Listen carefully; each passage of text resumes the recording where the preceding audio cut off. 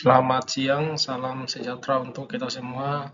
Di sini saya akan mempresentasikan hasil presentasi saya yang saya kerjakan dengan mata kuliah hukum bisnis dengan judul analisis perdagangan internasional Indonesia dan faktor-faktor yang mempengaruhinya. Yang saya kerjakan sendiri.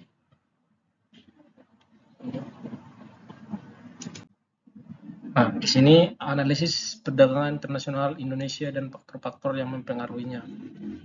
Ini lanjutan dari tugas struktur hukum bisnis.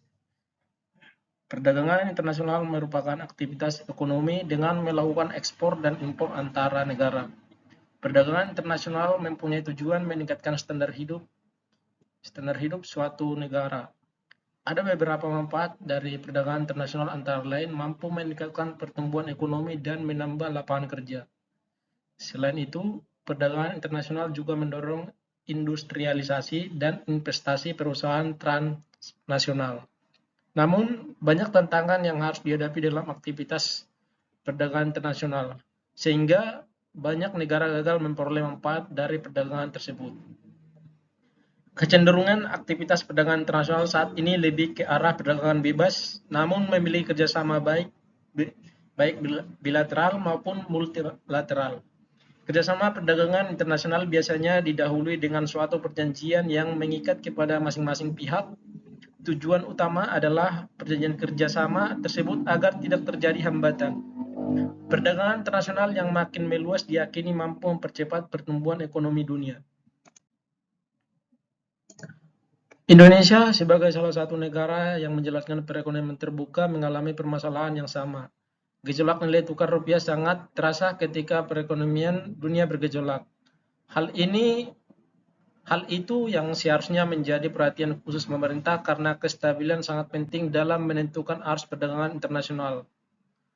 Foreign direct investment, cadangan devisa, inflasi, serta neraca pembayaran. Perkembangan perdagangan internasional Indonesia. Perdagangan internasional kini semakin berkembang karena pengaruh globalisasi sehingga menjadi perhatian seluruh negara termasuk Indonesia. Berbagai strategi dan pemetaan terus dilakukan agar perkembangan perdagangan internasional bisa terus meningkat. Para produsen semakin membutuhkan pangsa pasar yang lebih luas untuk menjual produk-produknya. Oleh karena itu dibutuhkan kerjasama perdagangan baik secara bilateral, regional, maupun multilateral.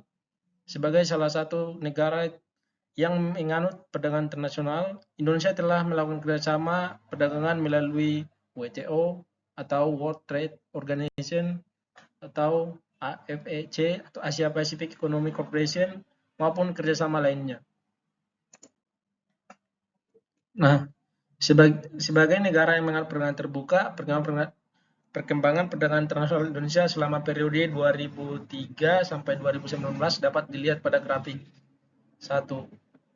Nah, berdasarkan gambar di atas, dapat dilihat perdagangan internasional Indonesia mengalami fluktuasi.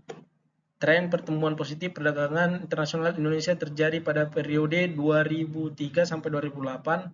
Namun, penurunan secara signifikan terjadi pada tahun 2009 sebesar 14,97%. Penurunan yang cukup signifikan ini merupakan akibat dari krisis finansial global pada tahun 2010 dan 2011.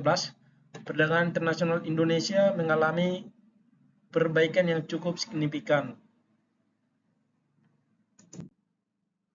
Faktor-faktor yang berpengaruh terhadap perdagangan internasional Indonesia. Beberapa faktor yang dapat mempengaruhi perdagangan internasional Indonesia diuji dalam penelitian yang saya analisa, antara lain nilai tukar, tingkat inflasi, government effectiveness, dan trade opens. Sebelum melakukan analisis regresi berganda terhadap faktor-faktor tersebut, sebelumnya harus diuji asumsi klasik apakah memenuhi syarat atau tidak. Uji ini meliputi normalitas, autokorelasi, multikolinearitas, dan heteroskedastisitas. Nah, di sini ada tabel uji autokorelasi.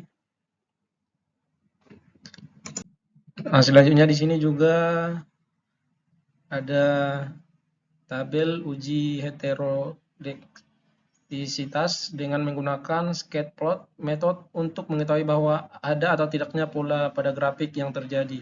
Nah, simpulan dari lanjutan tugas struktur yang saya buat adalah perdagangan internasional mengalami fluktuasi karena dipicu oleh komoditas harga migas dan non-migas yang fluktuatif.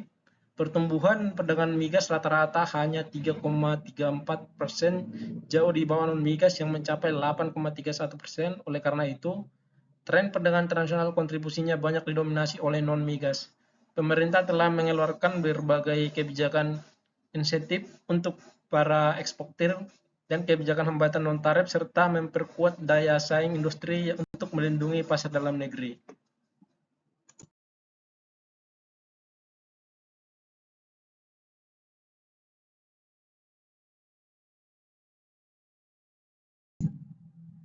Nah,